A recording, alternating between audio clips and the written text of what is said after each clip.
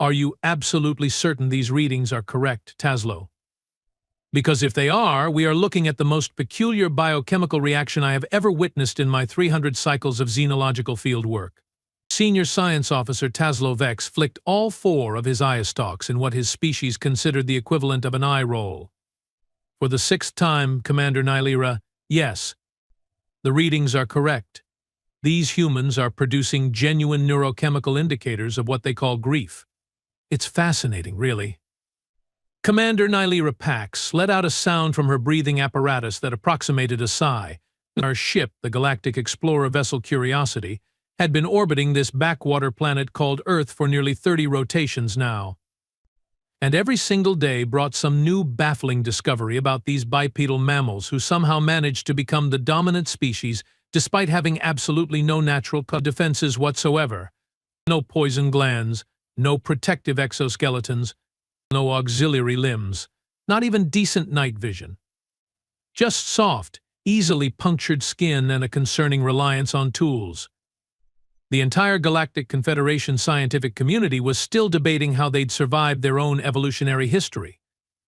Remind me again why we are fixating on their death rituals? I asked, adjusting my translator unit.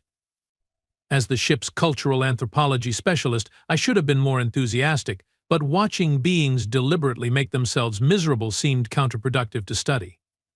Because Specialist Jorex, Commander Nylera, replied with the patience of someone explaining gravity to a hatchling, understanding how a species processes mortality provides critical insights into their psychological framework. And the humans are unique. That was diplomatic understatement at its finest. In the vast catalog of the 4,283 known sentient species across our charted galaxies, humans stood out as decidedly strange. Most evolved beings viewed death as a simple transition of matter and energy, a practical process, efficient, not particularly emotional. Humans, however, seem to have built entire cultural structures around the inevitable biological shutdown of their systems.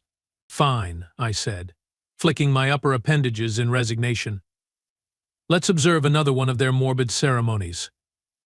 But I'm registering my objection that this is the 4th one this rotation cycle.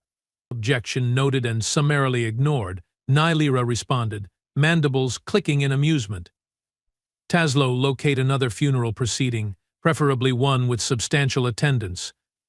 We need a good sample size. Taslow manipulated the ship's observation system with practiced ease, tentacles gliding across the control panels. There's one starting in approximately 12 minutes in their eastern continental landmass, northeastern region of the territory they designate as United States. Appears to be for an elder female. Significant community presence detected. Perfect. Prepare the neural observation drones. And Jorex, try to maintain some scientific curiosity, this time instead of commenting on their unnecessary emotional expenditure, as you called it yesterday. I bristled, my spinal ridges rising involuntarily. I am perfectly capable of objective observation, Commander. Of course you are, she replied, not bothering to hide her skepticism. That's why you called their last ceremony, and I quote, an evolutionarily disadvantageous waste of metabolic resources. Well, it is, I protested. They stand around a hole in the ground, place a container with an organic corpse inside, and then secrete ocular fluids while speaking about the departed as if they could somehow hear them. It's absurd. Nylera turned all 6 of her eyes toward me. And yet these absurd creatures have developed nuclear fusion, primitive space travel, and thousands of forms of artistic expression in less than 10,000 years of civilization. Perhaps their emotional capacity isn't the evolutionary disadvantage you presume it to be. Before I could formulate a properly scientific rebuttal, Taslow interrupted. Neural observation drones deployed. We have visual and empathic feeds coming online now. The main viewing screen flickered to life, showing what appeared to be a gathering of approximately 60 humans. They wore primarily black outer coverings, standing in concentric circles around a polished wooden container. An elder male in ceremonial attire stood at one end of the container, manipulating what appeared to be written communication material. Picking up intense emotional output, Taslow reported, his voice taking on that annoying tone of scientific fascination that made me want to molt prematurely. Primarily in the grief spectrum, but also interesting undercurrents of something else. Something I can't quite categorize. I peered at the data scrolling across my personal information pad. That's fear, I said, surprised by my own conclusion. Fear? Nylira moved closer to examine my readings. Are you certain? What would they have to fear from an already deceased member of their species? I don't think it's fear of the deceased, I said slowly, trying to make sense of the neural patterns. It's more like fear triggered by the reminder of mortality, their own mortality. A heavy silence fell over our observation chamber. Taslow finally broke it. That's preposterous. Awareness of eventual termination is a basic fact of existence. No sentient species fears a universal constant. Apparently humans do, I replied, becoming genuinely intrigued despite my earlier reluctance. Look at these readings. When the ceremonial leader mentions the concept of death directly, there's a measurable spike in cortisol and other stress hormones in nearly 92% of the attendees. Nylira made a contemplative clicking sound with her mandibles. Fascinating. They fear what they cannot prevent. What an extraordinary waste of cognitive resources. Maybe not, I said, surprising myself again. Look at this smaller grouping here. I pointed to a cluster of humans standing closest to the wooden container. According to our previous observations, these would be the genetic and social relations of the deceased. Their fear response is present but muted. Instead, they are showing elevated levels of neurotransmitters associated with social bonding. They are supporting each other through their fear. So their emotional response to death actually strengthens their social cohesion? Nylira's tone had lost its dismissiveness. That's unexpectedly adaptive. There's more, Taslow added excitedly. I'm detecting multiple references in their speech patterns to concepts of continuation beyond biological termination. They appear to believe in some form of consciousness persistence after death. I couldn't help but emit a barking laugh. Now that's truly irrational. The cessation of neural activity is, by definition, the end of consciousness. Is it irrational? Nylira asked quietly. Or is it another adaptation? If fear of death is inevitable for their species, perhaps belief in continuation is how they manage that fear. The three of us watched in silence as a small female human stepped forward.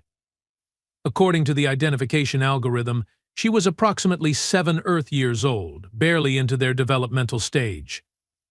She carried a small bundle of colored plant reproductive organs, flowers, the humans called them.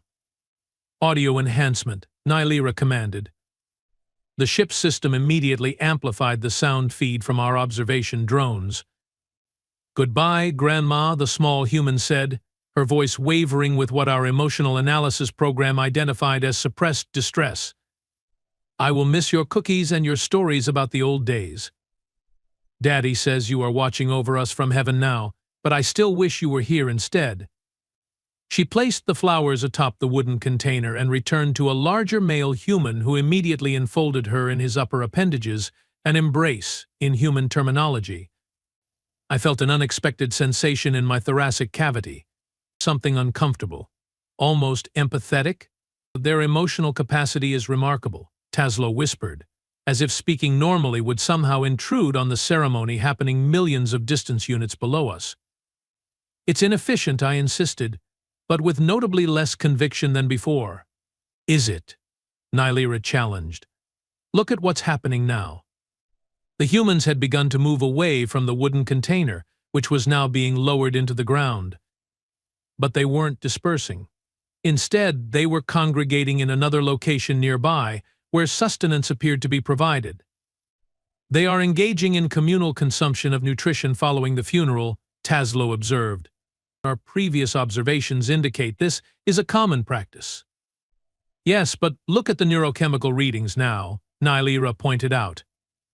The grief markers are still present, but they are now being supplemented with oxytocin, serotonin, and other indicators of positive social bonding. They are using the occasion of death to strengthen group cohesion, I realized aloud. The shared experience of loss and fear is being transformed into reinforcement of social structures. Precisely, Nylira said with an approving click of her mandibles. Perhaps what we perceived as inefficient emotional expenditure is actually a sophisticated social adaptation. I was about to respond when something on the screen caught my attention. A human male, standing slightly apart from the main group, was speaking to what appeared to be empty air beside him. Audio focus on subject 37, I commanded. Still can't believe you are gone, Margaret, the human was saying quietly. 52 years together, and it still wasn't enough time. The kids are taking it hard, especially Diane. But I promised you I'd be strong for them, and I will. Save me a seat up there, old girl. Won't be too long now before I join you. Is he communicating with the deceased? Taslow asked incredulously. It appears so, Nylira confirmed, though he clearly doesn't expect a response. It's more like he's processing his own emotions through simulated dialogue. But why? I pressed. What possible evolutionary advantage could there be in speaking to someone who clearly cannot hear you? Perhaps the advantage isn't evolutionary but psychological, Nylira suggested. Their brain architecture requires closure and continuation of bonds, even when the physical being is no longer present. We continued observing as the gathering progressed. The initial solemnity gradually gave way to what our emotional sensors identified as a complex mixture of sadness, fondness, and even occasional amusement as the humans shared stories about the deceased. They are keeping her alive through narrative, I observed, genuinely fascinated now. The physical body may be terminated, but the social identity persists through collective memory. That's actually quite beautiful, Taslow said softly. Neither Nylira nor I contradicted him. As the human gathering began to disperse several hours later, we remained in contemplative silence aboard our observation vessel. Something had shifted in our understanding of these peculiar beings and, perhaps more disturbingly, in our understanding of ourselves. Taslow, Nylira finally said, prepare a full report for Central Command. I believe we need to significantly revise our assessment of human psychological complexity. Already in progress, Commander, Taslow replied.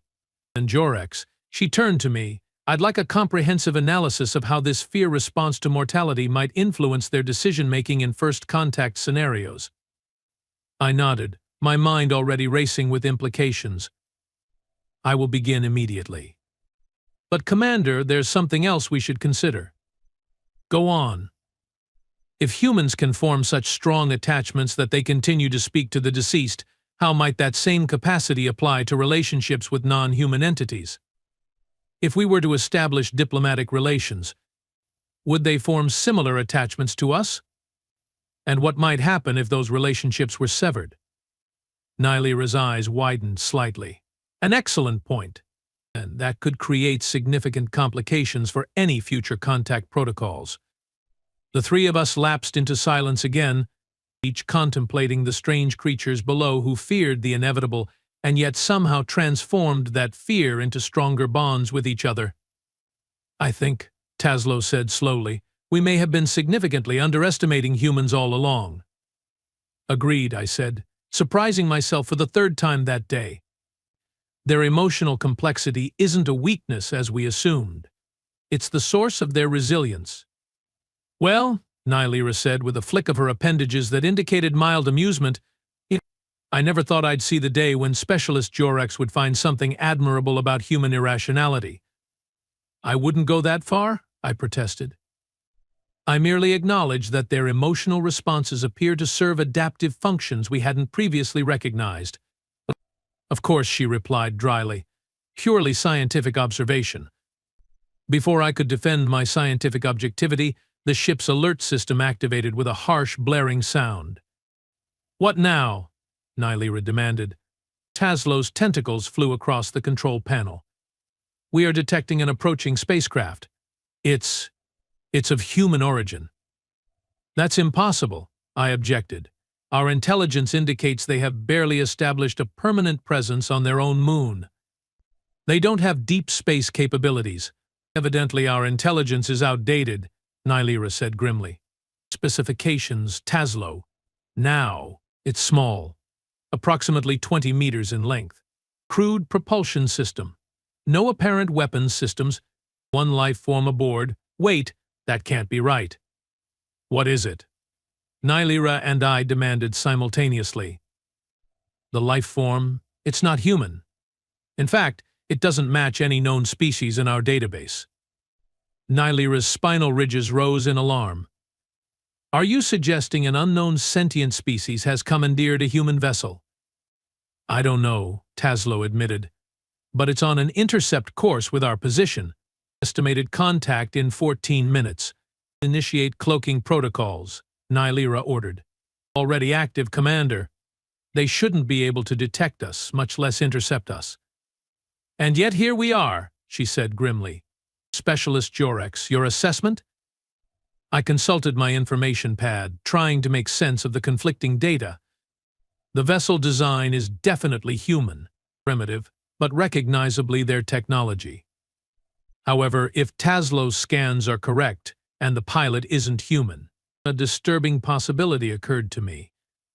Commander, what if the humans have made first contact with another species already?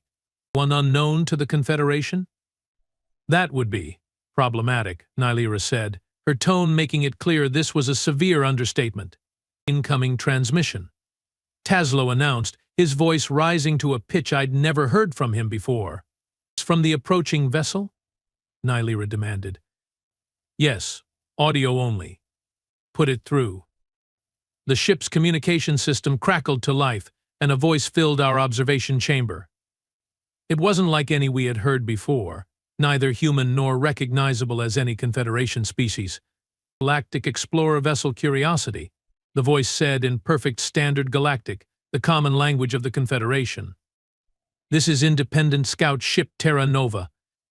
You are currently in violation of Protected Development Zone protocols. Please prepare to receive boarding party for inspection of observation logs. The three of us stared at each other in shock. How do they know our ship's designation? Taslow whispered.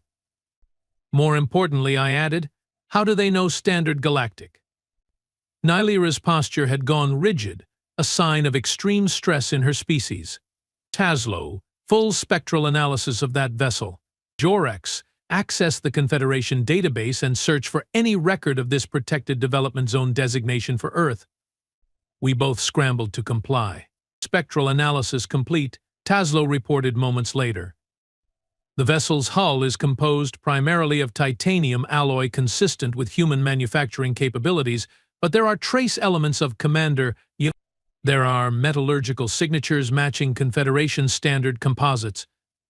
That's impossible, Nylera insisted.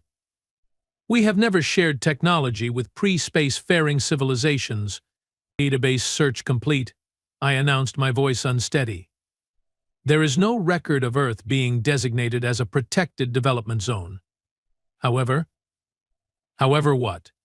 Nylera prompted sharply when I hesitated. However, the designation protocol described matches exactly with Confederation policy for species demonstrating unique evolutionary or cultural traits warranting non-interference observation only. The approaching vessel is now 6 minutes from intercept, Taslow reported. They are hailing us again. Put them through, Nylera ordered, her voice tight with tension. Galactic Explorer Vessel Curiosity. The strange voice said again, we have detected your neural observation drones in a restricted ceremony area.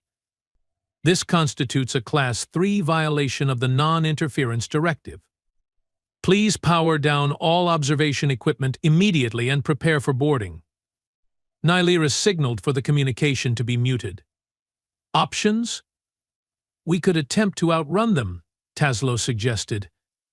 Our propulsion systems are significantly more advanced than anything humans could have developed. But we don't know that the vessel is solely of human design, I pointed out. The Confederation metallurgical signatures suggest otherwise. We could simply comply, Nylera said, considering. If this truly is a legitimate protected development zone, we would be the ones in violation. But there's no record of such a designation in our database, I argued. This could be an elaborate deception. By whom? And to what purpose? Nylira countered. Unknown, I admitted. But the fact remains that we have no confirmation of this vessel's authority. 2 minutes to intercept, Taslow interrupted. Commander, we need a decision. Nylira's breathing apparatus expanded and contracted rapidly, her species equivalent of a deep, steadying breath. Activate full defensive protocols, but do not power weapon systems. Prepare for possible boarding, but be ready for immediate emergency departure on my command.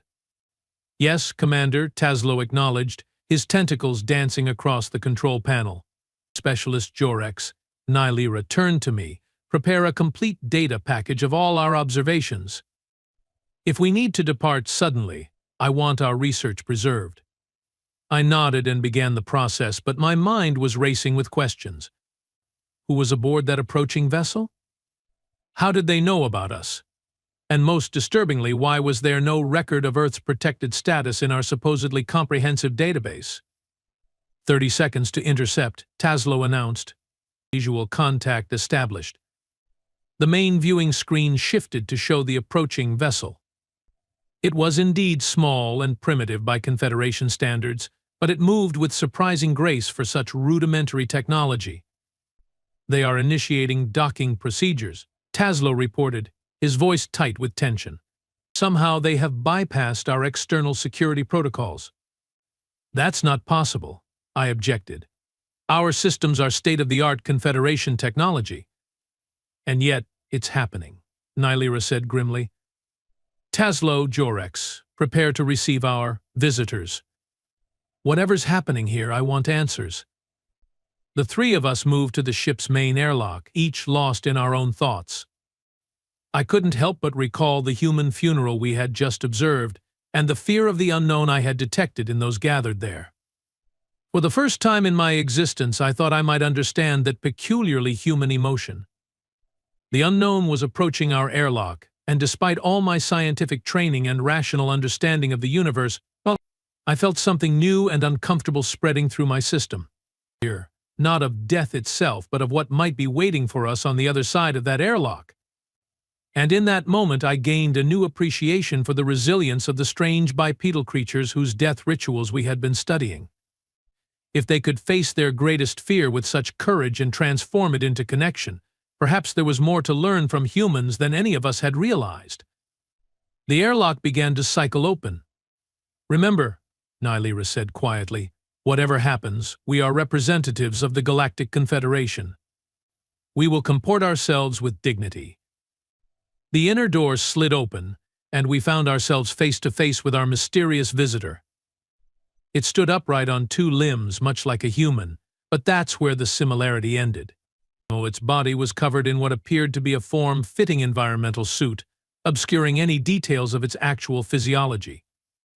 The head was encased in an opaque helmet that revealed nothing of the features beneath.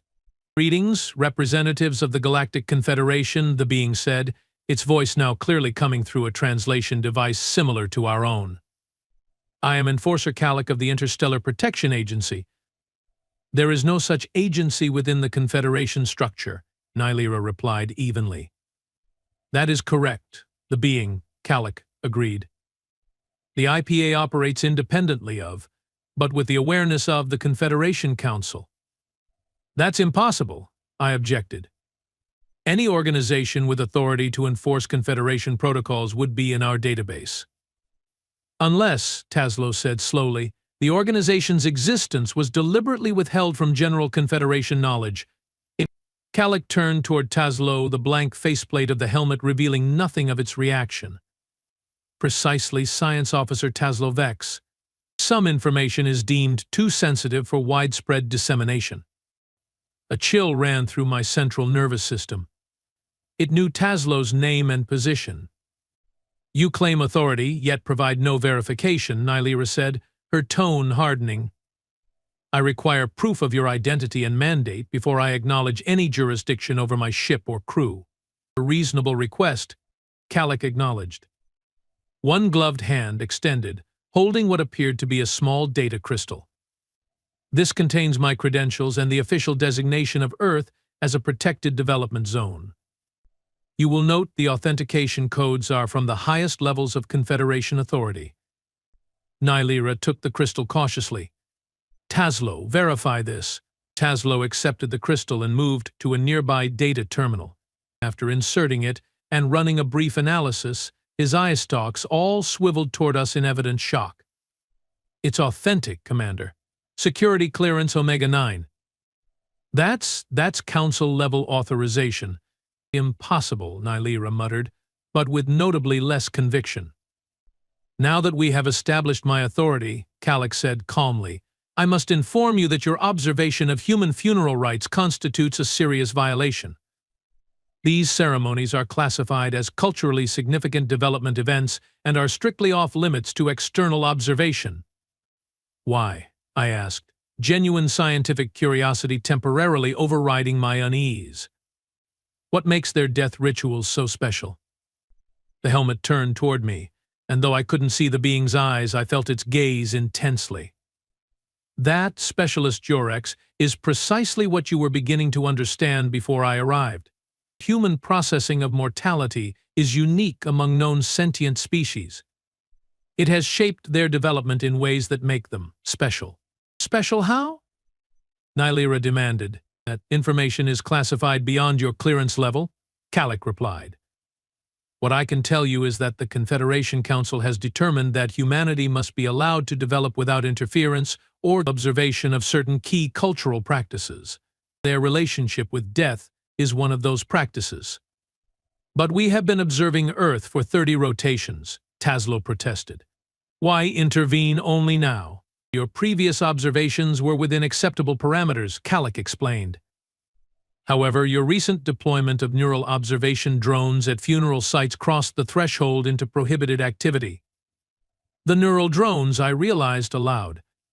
You are not concerned about us watching the funerals. You are concerned about us detecting their emotional responses to death. The helmet inclined slightly. Your insight serves you well, Specialist Jorex. I still don't understand, Nylira said, frustration evident in her posture. What about human grief and fear could possibly warrant this level of secrecy and protection? Commander Nylira Pax, Kallik said, and something in the tone made all of us tense. What you and your crew have stumbled upon is merely the surface of a much deeper truth about humanity. A truth that the Confederation has deemed too dangerous for general knowledge. Dangerous? Taslow echoed. How could emotional responses to biological termination be dangerous? Not dangerous in themselves, Kallik clarified. Dangerous in their implications. Your observation records indicate you were beginning to recognize the adaptive advantages of human emotional processing of death. Yes, I acknowledged. Their fear of mortality seems to strengthen social bonds rather than weaken them. And that is merely the first insight, Kallik said. There are others. Many others. Insights that, if widely understood, could significantly alter the power dynamics of the Galactic Confederation. A heavy silence fell over us as we absorbed this statement. Are you suggesting, Nylira finally said, her voice barely above a whisper, that humans possess some kind of evolutionary advantage over Confederation species? I have already said more than I should, Kallik replied. My orders are to confiscate your observation data, reset your neural drones, and escort you out of Earth's star system. This is outrageous, I protested. We are a scientific expedition operating under full Confederation authority. And I am operating under higher authority, Kallik countered. You have two options, Commander Pax. Comply voluntarily, or I will be forced to implement emergency protocols. What emergency protocols? Nylira demanded. In response, Kallik simply raised one gloved hand. The gesture was small, almost negligible, but suddenly every system on our bridge began flashing with warning indicators. What's happening? Nylira demanded. Taslow rushed to the nearest control panel. Our systems are being overridden. Some kind of remote access bypass. This shouldn't be possible with our security protocols. As I said, Calic's voice remained calm. The choice is yours. Clients or force. Nylira's posture shifted subtly, a signal to Taslow and me that she was preparing to initiate emergency measures. Don't, Calic said simply. You wouldn't make it half a light year before my associates intercepted you. This situation can still be resolved peacefully. Associates? I questioned. There are more of you? The Interstellar Protection Agency maintains a presence in every sector containing species of special interest, Calic replied. Earth has one of our largest contingents. Nylira's appendages twitched in what I recognized as barely suppressed frustration. It seems we have little choice. We will comply under protest and with the intention of filing a formal complaint with the Confederation Council upon our return. Your protest is noted, Calic acknowledged. However, you should be aware that upon your return you will find no record of Earth in any Confederation database. Your mission logs will show that you were conducting standard surveys of uninhabited systems in this sector. Memory alteration? Nylira's voice rose in genuine alarm. That's forbidden under Confederation law. For standard operations, yes, Calic agreed. This is not a standard operation. I felt that strange, human-like fear sensation spreading through me again, stronger now.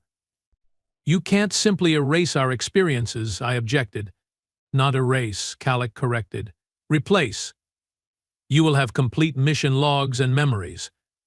They simply won't include Earth. Why? Taslow asked, his voice small. Why go to such lengths to hide this from the Confederation? Calic was silent for a long moment before responding. Because humanity's relationship with death, with fear itself, has implications that go far beyond your current understanding. The Confederation Council has determined that widespread knowledge of human psychological exceptionalism would destabilize interspecies relations throughout known space. Exceptionalism? I repeated. You are saying humans are superior? Not superior, Calic clarified. Different. Uniquely adapted in ways that could potentially give them significant advantages in certain scenarios. The Council believes controlled, gradual integration of humanity into galactic society is the only safe approach. And when will this integration begin? Nylira asked. It already has, Calic replied. In limited, carefully monitored ways. The vessel I arrived in is part of that process, human design with certain modifications. And you? I couldn't help asking. What species are you? The helmet tilted slightly, almost as if Calic was considering whether to answer. Finally, gloved hands reached up and began the process of removing the helmet. As the seal released with a soft hiss, none of us were prepared for what we saw. A human face stared back at us. That's impossible, Taslow gasped. Our scans showed you weren't human. Your scans showed I wasn't entirely human, Calic corrected. The Interstellar Protection Agency was humanity's first successful integration project. We are human Confederation hybrids, specifically engineered to bridge the gap between Earth and the greater galactic community. I stared at the being before us, noting the subtle differences from standard human physiology, slightly larger eyes, a more pronounced cranial structure, the skin with an unusual bluish undertone. How long? Nylira demanded, her voice tight. How long has this been happening? The IPA has existed for approximately 200 Earth years, Calic replied, long before humanity developed what they consider modern technology. We have been guiding their development, subtly from the shadows. 200 years? I echoed in disbelief. But the Confederation only discovered Earth 50 years ago. Calic's expression, so eerily similar to a human's yet distinctly alien, showed something like amusement. That is the official record, yes. The implications were staggering. If what Calic was saying was true, then the entire Confederation had been kept in the dark about humanity for generations. About a species whose unique relationship with mortality apparently made them significant enough to warrant this level of secrecy and manipulation. Commander Pax. Calic said, suddenly all business again. I require access to your observation data now. After that, My team will implement the necessary adjustments to your ship's logs and your crew's memories.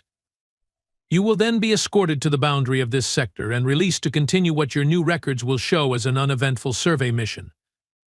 Nylira looked at Taslow and me, a complex series of emotions playing across her features in the subtle ways of her species. Finally, she gave the equivalent of a nod. Specialist Jorex, please transfer all Earth observation data to Enforcer Calyx systems. I hesitated, my scientific instincts rebelling against the loss of such fascinating data. But in the end, I had no choice. With reluctant movements, I initiated the transfer. As the data flowed from our systems to Calyx device, I couldn't help but wonder what we had stumbled upon. What was it about humanity's fear, about their unique relationship with death, that made them so important to the highest levels of the Confederation? And why, despite everything, did I feel that same distinctly human emotion growing within me? Not just fear of what would happen next, but fear that I would never know the truth. The data transfer completed with a soft chime. "Thank you for your cooperation," Calyx said, replacing the helmet. "My associates will now board to complete the process. I recommend you all report to your personal quarters for the duration. The memory adjustment procedure is more comfortable if you are in familiar surroundings." "Will it hurt?" Taslow asked quietly. "No," Calyx assured him. "You will simply go to sleep and wake up with a different set of memories of the past 30 rotations. Everything else will remain intact." As if on cue, the airlock cycled open again, and 3 more suited figures entered our ship. Unlike Calyx, they kept their helmets on. "This is wrong," I found myself saying. "Whatever humans have that makes them special, we deserve to know. The Confederation deserves to know." Calyx turned to me one last time. "Perhaps someday, Specialist Jorex, but not today. Today, humanity's unique relationship with fear, with death itself, remains a secret. For their protection, and perhaps for ours." As the suited figures approached us, I felt that human emotion of fear transform into something else, something I couldn't quite identify, but something that felt oddly like the determination I had observed in the grieving humans below. And in that moment, as our memories of Earth were about to be taken from us, I finally understood what made humans truly exceptional. It wasn't just that they feared death. It was that their fear made them fight harder to live. The suited figures approached us with methodical precision. Each carried what appeared to be a small, cylindrical device that pulsed with a soft blue light. Memory modification technology, forbidden throughout the Confederation except, apparently, for this mysterious interstellar protection agency. "This is a violation of at least 17 Confederation statutes," Commander Nylira protested, her appendages rigid with indignation. "You cannot simply rewrite our experiences without proper oversight." "I assure you, Commander, we have all necessary authorizations," Calyx replied calmly. "The oversight exists at levels you haven't been aware of until now."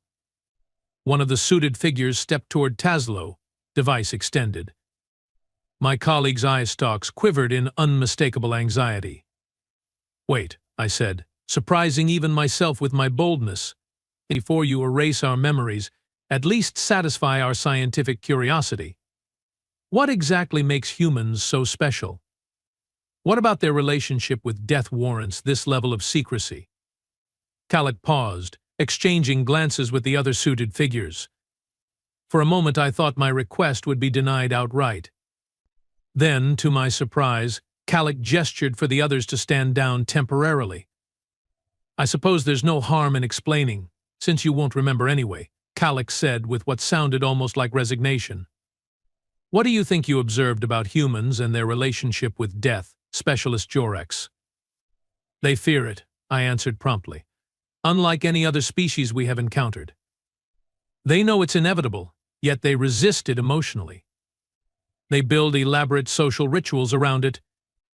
They even imagine continuation beyond it." "Good observations," Calyx nodded, "but superficial. Did you notice anything else? Anything about how that fear manifests in their behavior?" I thought back to the funeral observations, to the neurochemical readings, to the strange mixture of grief and social bonding we'd witnessed. Their fear doesn't paralyze them, I said slowly, comprehension beginning to dawn. It drives them. Precisely. Calic removed the helmet again, revealing that unsettling hybrid face. Humans don't just fear death, specialist Jorex. They rage against it. They defy it. Their entire civilization is built on the foundation of that defiance. I don't understand, Taslow interjected. All sentient species work to prevent death. That's basic survival instinct. Prevention isn't defiance, Calic countered. Other species accept death as inevitable. Humans accept its inevitability while simultaneously refusing to accept its dominion over their existence. That's a contradiction, Nylera pointed out. Exactly, Calic said, with unexpected passion. Humans thrive on contradiction. They are walking paradoxes. They know they will die, yet they live as if they won't.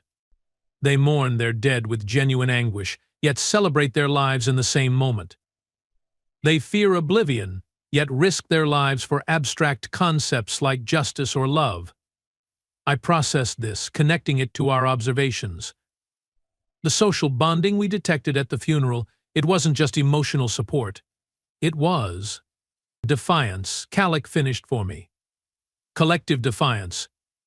Death takes us all, but not today and not without a fight. That's the unspoken human creed. But how does this make them dangerous? Nylera pressed. Unusual, certainly. Fascinating from an anthropological perspective, absolutely. But dangerous enough to warrant this level of secrecy and intervention? Calic's expression grew somber. Tell me, Commander, what is the primary characteristic that has defined Confederation species expansion into space? Nylera seemed thrown by the apparent non sequitur.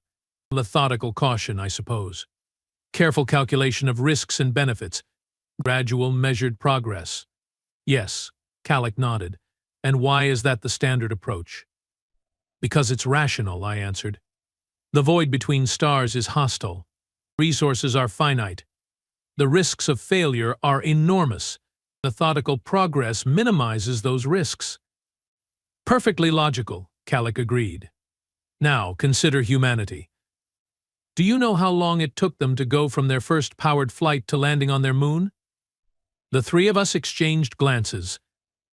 Based on our historical analysis, approximately 200 years, Taslow ventured. 66 years, Calic corrected. Just 66 Earth years from their first primitive aircraft to walking on their moon. And do you know what their safety calculations predicted for their first moon mission? A 30% chance of complete failure resulting in death of the entire crew. They launched with a 70% probability of success. Nylera sounded genuinely shocked. No Confederation species would authorize a mission with less than 99.5% probability. Exactly, Calic said, with a small smile that didn't reach those two large eyes. And that's the danger. Humans don't calculate risk the way other sentient species do. Their fear of death doesn't constrain them, it propels them forward at an unprecedented rate. A strange feeling settled in my thoracic cavity. The Confederation fears their rate of advancement. The Confederation fears what unchecked human advancement might mean for galactic stability, Calic corrected. Imagine a species that progresses technologically 10 times faster than the Confederation average, driven by their defiance of mortality, their willingness to risk individual lives for collective advancement. They would outpace us, Taslow whispered. They already have in certain areas, Calic admitted.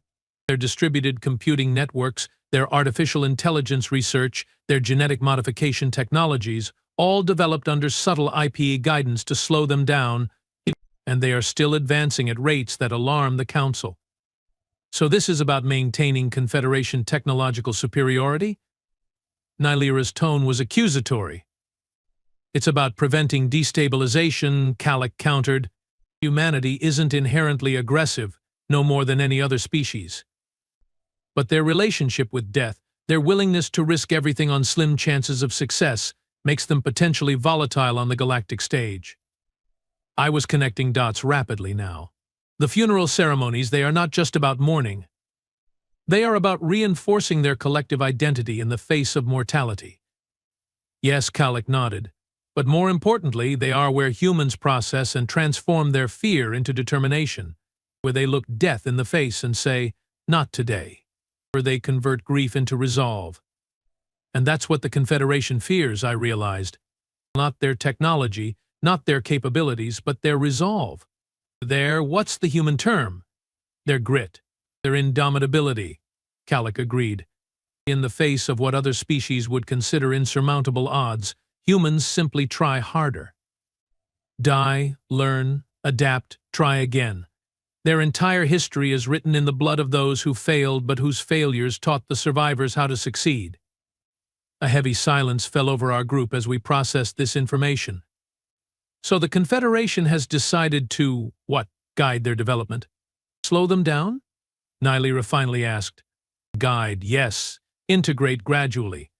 The IPA works to ensure humanity doesn't advance too rapidly in certain key areas while simultaneously preparing them for eventual full contact. And nobody in the Confederation questions the ethics of manipulating an entire species' development. I couldn't help but ask. The Ethics Council debates it constantly, Kallik admitted. But the security implications always win out. A species with humanity's potential unleashed upon the galactic stage without proper preparation could be catastrophic for them and for everyone else. How long? Taslow asked. How long until they are deemed ready for full contact? At current projections, with careful management, perhaps another century. Maybe less if certain social developments accelerate. A century of manipulation, I murmured. Of playing gods to an entire species. Not gods, Kallik corrected sharply. The Guardians. Humanity has the potential to become something remarkable or something terrifying. But the IPA's mission is to guide them toward the former. By controlling their relationship with death? I pressed. By monitoring their funerals and grief processes? By understanding it, Kallik replied. We don't control their emotions, we couldn't even if we wanted to. We study them, we learn from them. And yes, we occasionally intervene when certain technological developments risk outpacing their ethical frameworks. Like what? Nylira challenged. Like their early nuclear weapons, Kallik said quietly. Like their more recent advances in artificial consciousness. Like their emerging quantum manipulation technologies. In each case, subtle influence to ensure the power doesn't outpace the wisdom to use it properly. Another silence fell, heavier than before. I found myself thinking about the human funeral we'd observed, about the small human child placing flowers on the wooden container, about the elder human speaking to his deceased mate as if she could still hear him. There's more to this than you are telling us, I said suddenly, certainty blooming within me. This isn't just about controlling a potentially disruptive species. There's something specific about human grief that the Confederation wants. Kallik's expression shifted subtly, a micro-expression that, had I not been studying human emotional displays intensively, I might have missed entirely. Very perceptive, Specialist Jorex, Kallik said after a moment. There is indeed another factor. What factor? Nylira demanded. Kallik seemed to be weighing options, deciding how much to reveal to those whose memories would soon be wiped anyway. Finally, the hybrid appeared to reach a decision. Have you ever wondered why, across the vast diversity of the Confederation's member species, none have developed anything resembling what humans call art? The non sequitur threw us again. Art? Taslow repeated. You mean decorative displays? Many species create those. No, Kallik shook that too human head. I mean art. Music that exists for no purpose but to evoke emotion. Images created not to convey information but to express something ineffable. Stories told not to record history but to connect minds through shared imaginary experience. Those are simply not efficient uses of resources, I replied automatically. Most species outgrow such primitive behaviors as their civilizations advance. Do they? Kallik challenged. Or do most species never develop them in the first place? And have you never wondered why? The three of us exchanged glances again, genuinely puzzled. What does this have to do with their fear of death? Nylira asked. Everything, Kallik said, with unexpected intensity. It has everything to do with it. Humans create art because they die, because they fear death, because they rage against the inevitable. Their art is their attempt at immortality, at meaning beyond their biological constraints. I blinked rapidly, trying to process this connection. You are saying their creative expression is linked to their mortality awareness. I'm saying it's born from it, Kallik corrected. The Confederation has studied thousands of sentient species across multiple galaxies. Only those with an acute awareness of death, with fear of death, develop what humans call creativity. That can't be right, Taslow objected. Confederation species are perfectly capable of innovation. Innovation isn't creativity, Kallik countered. Confederation species can improve existing systems, can solve problems when presented with them. But spontaneous creation? Imagination untethered from immediate utility? Music that exists purely to move emotional states? No. A disturbing thought occurred to me. The Confederation doesn't just fear human advancement. They covet human creativity. Kallik didn't immediately deny it, which was answer enough. The IPA has been harvesting human creative output for Confederation use, I realized aloud. That's why you monitor their funerals. You are studying the source of their creative drive, their relationship with mortality. Harvesting is an ugly word. Specialist Jorex, Kallik said with a frown. We appreciate their art. We learn from it. And yes, certain aspects of human creative thinking have been adapted for Confederation purposes. Without their knowledge or consent, Nylira pointed out coldly. With the intention of eventually bringing them into the fold as full partners, Kallik countered. Once they are ready. Once we are ready for them.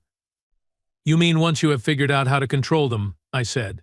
Kallik's expression hardened. Once we have figured out how to integrate them without destabilizing thousands of years of peaceful Confederation development, humans aren't just creatively fertile, they are volatile, unpredictable, and occasionally violent. Like all intelligent species can be, Nylira argued. Not like this, Kallik shook his head. You have seen only a glimpse of humanity, Commander, a peaceful funeral in a stable region. You haven't seen their wars, their conflicts, the lengths they will go to when driven by fear or hate or even love. We are not naive, Enforcer Kallik, Nylira bristled. All species have their darker aspects. True, Kallik conceded. But few combine humanity's creative brilliance with their capacity for both tremendous compassion and tremendous brutality. Few have their driving fear of death coupled with their willingness to risk death for abstract principles. You admire them, I realized, studying Kallik's expressions.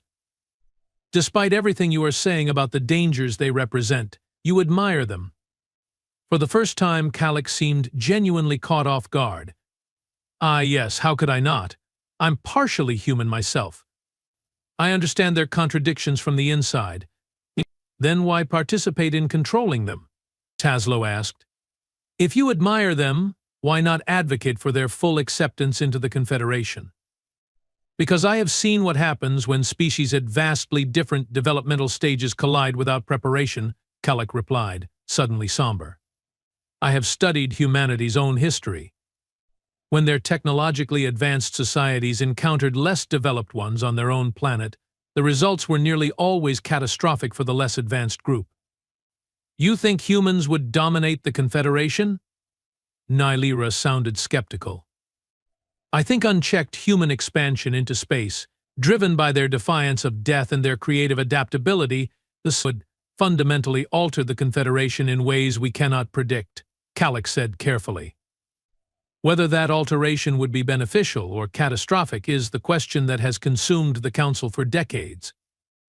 I was about to respond when one of the other suited figures stepped forward and placed a hand on Kallik's shoulder. Some unspoken communication passed between them. Our time is running short, Kallik announced. I have already said more than I should. Now we must proceed with the memory adjustment. Wait, I said urgently. One last question. The human funeral we observed, the elder speaking to his deceased mate as if she could still hear him. You said humans believe in continuation beyond death. Is there any evidence they might be right? The question hung in the air between us. For a long moment I thought Calic wouldn't answer. That, Calic finally said, is the question that terrifies the Confederation most of all. Before any of us could press further, the suited figures moved forward with their devices. I felt a strange sense of resignation mixed with that human-like fear. Whatever we had stumbled upon was bigger than us, bigger perhaps than the entire Confederation structure we had served our whole lives. Report to your quarters as instructed, Calic said, voice once again professional and detached. The process will be painless. Nylira drew herself up to her full height, mandibles clicking in what her species considered a gesture of defiance. This isn't over, Enforcer Calic. Truth has a way of emerging even when suppressed. Perhaps, Calic acknowledged. But not today. As we turned to comply with the inevitable, a sudden alarm blared throughout the ship, causing all of us, IPA enforcers included, to freeze in momentary confusion. What's happening? Calic demanded. Taslow rushed to the nearest console, tentacles flying across the control surface. There's been a security breach in our observation drone network, and someone's accessing our funeral observation data remotely. Impossible, Calic snapped, striding toward the console. Your systems are isolated. Evidently not, Nylira replied, with unmistakable satisfaction in her voice. It appears someone is very interested in what we have discovered about human funerals. Calic and the other enforcers exchanged alarmed glances. Lock down all systems immediately, Calic ordered. Nothing leaves this ship. Too late, Taslow announced, a strange note of triumph in his voice. The data packet has already been transmitted. A full encryption, destination, unknown. You planned this, Calic accused, turning to Nylira. You anticipated our arrival somehow. Not at all, Nylira replied calmly. But I did implement standard security protocols when we detected your approach, including a dead-hand transmission system in case of unauthorized boarding. Do you have any idea what you have done? Calic's voice rose for the first time, that careful control slipping. If information about humanity's death response mechanisms reaches the general Confederation population, then perhaps the Confederation will have to acknowledge that keeping an entire species under observation without their knowledge is ethically indefensible, I interrupted. Perhaps transparency will force a re-evaluation of the IPA's mandate, or perhaps it will trigger a panic that leads to humanity's containment or worse, Calic countered, genuine alarm evident in those two large eyes. The Confederation fears what it doesn't understand, and nothing is less understood than humanity's relationship with death. The ship suddenly lurched, sending us all stumbling. What now? Calic demanded. One of the suited enforcers was at another console, manipulating controls with obvious urgency. Unknown vessel approaching at high velocity. Not Confederation design. Not IPA. Impossible, Calic muttered. There are no other advanced spacecraft in this system. A new alarm joined the cacophony already filling our bridge. We are being hailed, Taslow reported, eye stalks swiveling in confusion. By whom? Nylira demanded. Unknown source. The signal configuration doesn't match any known Confederation protocol. Put it through, Nylira ordered. Belay that. Calic countermanded. This is now an IPA security operation. I am assuming command of this vessel under Confederation Emergency Protocol Omega-7. Do you really think that matters now? I asked quietly. Whatever's happening has already moved beyond your control, Enforcer Calic. Wouldn't you rather know who else is interested in human funerals? Calic stared at me for a long moment, conflict evident in that hybrid face. Finally, with obvious reluctance, a nod was given. Put it through. Audio only. Taslow complied, and a voice filled our bridge, a voice that sent chills through my entire nervous system. It wasn't the words that disturbed me, but the voice itself. It seemed to shift and change even as it spoke, as if multiple beings were speaking in perfect synchronization. Galactic Explorer Vessel Curiosity and Interstellar Protection Agency enforcers. This is the independent entity Mnemosyne. We have received your transmission regarding human funeral practices and mortality response mechanisms. This data confirms our long-held suspicions about Confederation manipulation of pre-contact species. Your vessel is now under our protection. Repair. Escort beyond Confederation jurisdiction. A stunned silence fell over our bridge. Who are you? Calic finally demanded. Identify yourself properly. We are what humanity would become without your interference, the strange, shifting voice replied. We are what the Confederation truly fears. Impossible, Calic whispered. There are no advanced human splinter groups. We would know. Your certainty is misplaced, Enforcer Calic. The voice replied with what sounded almost like amusement. Just as the Confederation kept humanity's existence from its general population, so too have others kept secrets from the Confederation. Others? Nylera questioned. What others? Those who recognized humanity's potential long before the Confederation did, the voice explained. Those who chose to nurture rather than constrain. You are lying, Calic insisted. No outside force has had contact with Earth. Are you certain? The voice challenged. Or is that simply what the IPA has reported to the Confederation Council? How confident are you in the completeness of your surveillance, Enforcer? I watched Calic's face, saw the flicker of doubt that passed across those hybrid features. Whoever you are, Calic said with forced calm, you are interfering with a sanctioned Confederation operation. Withdraw immediately or face consequences. The consequences, the voice replied, are already in motion. For centuries, the Confederation has sought to understand and control humanity's unique relationship with death while simultaneously fearing it. That fear has led you to suppress what might have been the Confederation's salvation. Salvation from what? I couldn't help asking. From stagnation, Specialist Jorex, the voice answered. From the slow death of creative inertia that has gripped the Confederation for millennia. Before anyone could respond, the ship lurched again, more violently this time. They have locked onto us with some kind of traction field, one of the suited enforcers reported urgently. Our propulsion systems are being overridden. Impossible, Calic repeated, but with noticeably less conviction. No technology in this sector could overcome Confederation systems so easily. Unless, I said slowly, realization dawning, it's not from this sector. Unless it's not Confederation technology at all. What are you suggesting? Nylera asked. I'm suggesting, I replied, watching Calic's increasingly alarmed expression, that the IPA might not be the only ones who have been taking an interest in humanity's potential. The shifting, multi-layered voice spoke again. Precisely, Specialist Jorex. While the Confederation has been suppressing humanity's potential, others have been nurturing it. The results have been remarkable. Others who? Calic demanded. Identify yourselves. We have been called many things throughout human history, the voice replied. Gods, spirits, angels, aliens, muses.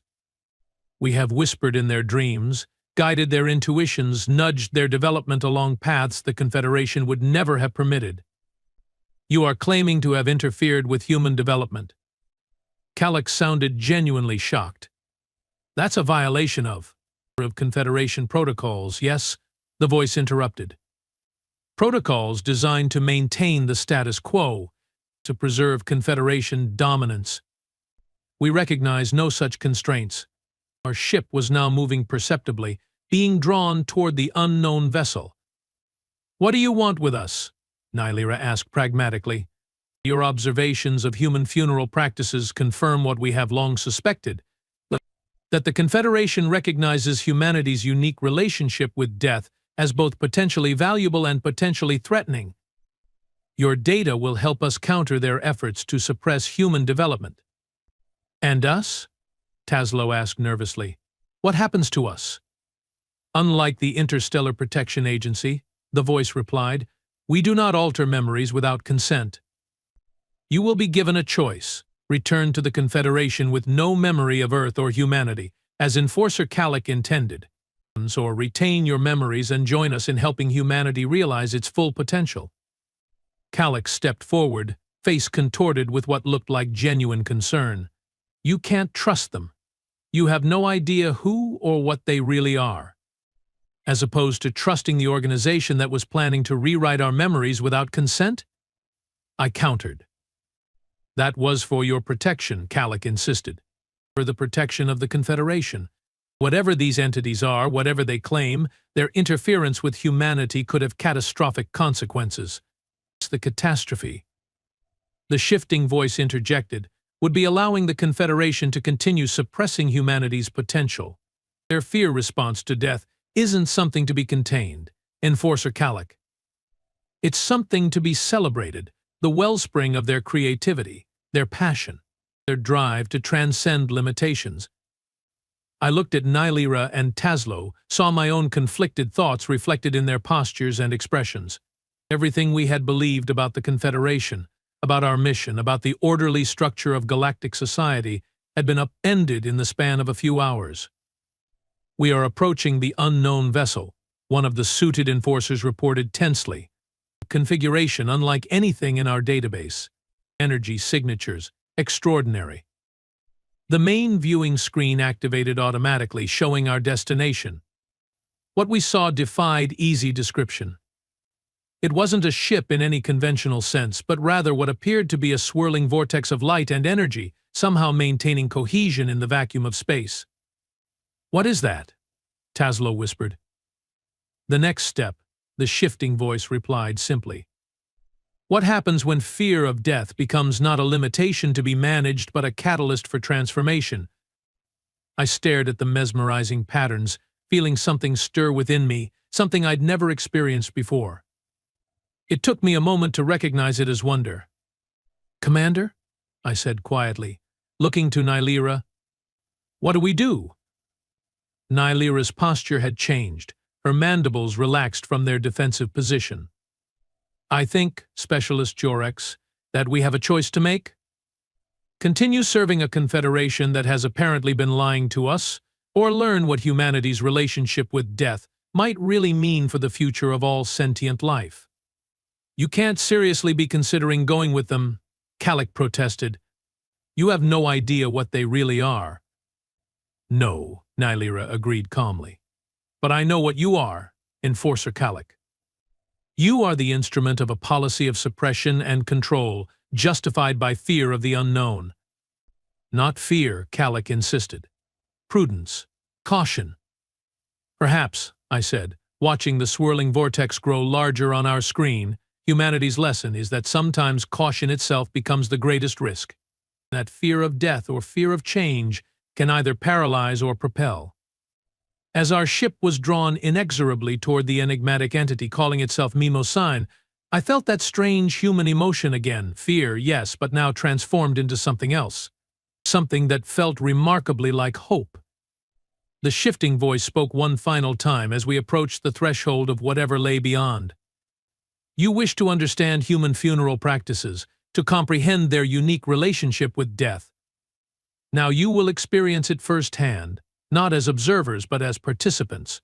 The death of what you were, the birth of what you might become.